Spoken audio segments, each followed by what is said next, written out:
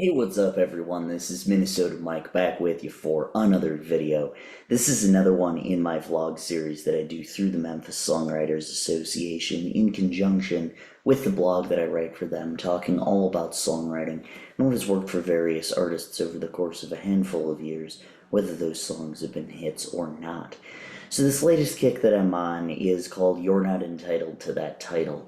And basically what this is talking about songs that share titles.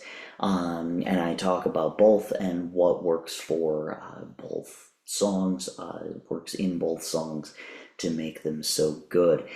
So last week we looked at Dead Flowers by Miranda Lambert as well as Dead Flowers by the Rolling Stones. And we also looked at Katy Perry's Teenage Dream and Olivia Rodrigo's Teenage Dream. This week we looked at Save It for a Rainy Day by the Jayhawks and another one by Kenny Chesney. And we're going to close out our initial discussion on this topic with Return to Sender. So we're going to start off with the Elvis Presley song since we're going in chronological order. This particular song is a song about a person who keeps writing apology letters to a former flame, but each time he does, the letters keep coming back to him. There are some interesting lyric choices that add to the mystery behind the song beyond what one might think while reading the title. Upon first glance, I would think the letter would be returned to him because she doesn't live there anymore, but the phrase in the chorus that keeps on getting repeated is no such person, no such zone, probably meaning that his love interest changed her name so that he couldn't find her, but also implies that wherever he thought she lived was actually all in his imagination. However, in the third verse, he becomes determined to get the letter to her in person to see what's going on, telling her in the last chorus that return to sender is on the envelope and asking her why. Melodically, the song is written in the key of E flat major and uses the chords E flat, A minor, D minor 7, and G7 for the intro and verses. However, each verse ends on the C rather than the G7 from the intro. This is a 1-4-7 pattern while ending on the 3 chord in the verses.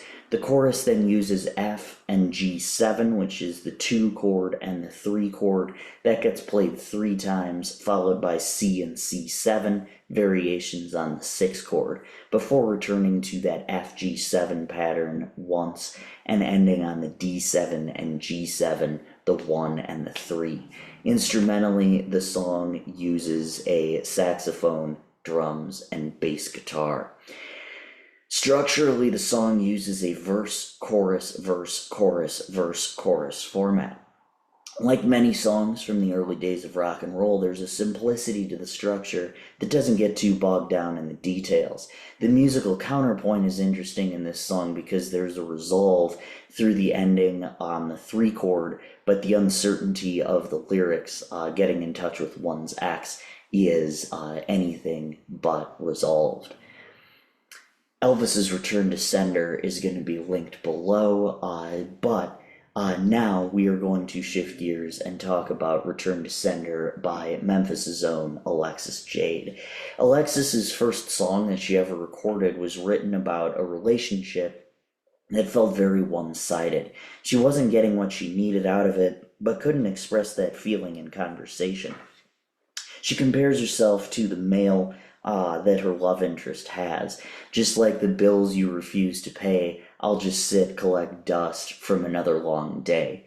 In one of my earlier blogs, I talked about metaphors and mentioned how songwriters can sometimes get too caught up in the metaphor to say what they need to.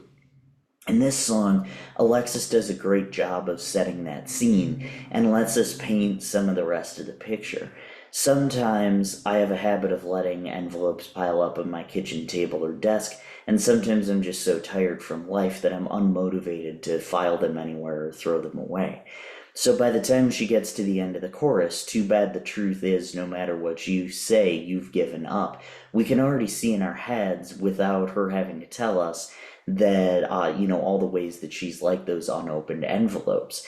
I also find it interesting when she changes the lyrics from the beginning to the end of the song. At the beginning, she says, "I feel like a letter on your kitchen table, return to sender, written on the label." And at the end, she says, "return to sender, scratched out on the label." To me, when it's written on the label, that's the love interest in question not taking personal responsibility. When it's scratched out, it means that he's actively trying to be better. So, in other words, he's not shifting the blame, right? The sender, in that particular regard. I also want to point out, as a stray observation, the use or lack thereof of rhyming in the chorus. There's a standalone line that says there's no golden ticket. And it goes back to what I was saying earlier about the importance of getting out what needs to be said and not being bogged down by structure or theme or anything like that. Everything about the song flows so nicely, but the chorus has that little twist while also having a line that lives rent free in my head simply due to how it's delivered, no pun intended. The too bad the truth is, no matter what you say, you've given up. That line it just flows so nicely in my head, and I love it. Her vocal runs, how it's sung paired with what is sung, like the lyrics themselves, is just masterfully done. And hopefully, when you listen to the song afterwards, you can see exactly what I mean. Melodically, the song is written in D mixolydian and uses C add 9 and G, while the verses use just the C add 9. This is a flat 7-4 pattern in the intro and just the flat 7 in the verses. The pre-chorus then uses A minor and D, the 5 and the 1 chords forming a perfect cadence, while the chorus uses a G, A minor, C, and D, and that's C add 9, which is a 4, 5, flat 7, 1 pattern that is played twice. The solo uses E minor and A minor, a 2-5 pattern played twice, before ending on that C add 9, while the outro, the partial singing of the first verse again, goes back to that C add 9 and the G, which is the flat 7, and then also the 4 chord as well. Interestingly, Alexis was trying to play the G chord when she accidentally discovered the C add 9, which she now says is a staple of her guitar playing. It fits super well in the song. Instrumentally, the song uses acoustic guitar, slide guitar, bass, and drums. Structurally, the song uses a verse, pre-chorus, chorus, verse, pre-chorus, chorus, solo, chorus, ending format. Though Alexis had no idea about the Elvis tune of the same name when she wrote the song, she actually used a lot of the same structural choices that Otis Blackwell and Winfield Scott did when writing the former. There's a simplicity to writing the verses as just 2 lines, and there's a tension that comes from the 7 chord that lets us know this is a quick glimpse, but then flows perfectly into that perfect cadence mentioned above, while the chorus utilizes a plagal cadence, which is the 4-1, that gives us a feeling of closure. The pre-chorus is a great choice in this song, both in terms of how it's used and the chords in it. Coming out of the simplicity of the verses, the switch to a minor chord gives our ears something new, while returning to the tonic chord immediately after, and utilizing the walk down from the 7 chord in the verse to the 5 chord to the 1 chord in the pre-chorus is just absolutely fabulous. So Alexis's Return to Sender is linked below. You can find that in the description of this video, as well as the Elvis Return to Sender song as well. In closing, I want to thank Alexis for her openness about the process behind this song. I had been thinking about doing a blog like this for a while, and I had Teenage Dream in mind, both the Katy Perry and the original Olivia Rodrigo song, and then I heard Alexis do her song Return to Sender recently and explain about the Elvis song, and I was off and running with this particular blog. This blog's objective, and the vlogs as well, is to make everyone reading it, watching it, etc., a better songwriter by figuring out what works about each song.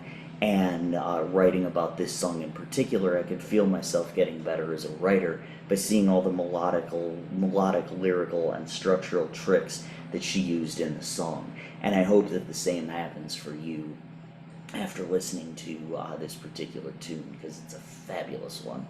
So I'm Minnesota Mike. Thank you so much for watching. Like I said, the two songs, the Elvis song and the Alexis Jade song, are going to be in the description of this video. Happy writing as always. Make sure you go check out all the other songs, or not all the other songs, all the other vlogs, I guess, the songs that I dissect in those vlogs. And those are on YouTube, and then the blog itself is on the Memphis Songwriters Association website, so make sure that you check that out as well. Again, I'm Minnesota Mike. Thank you so much.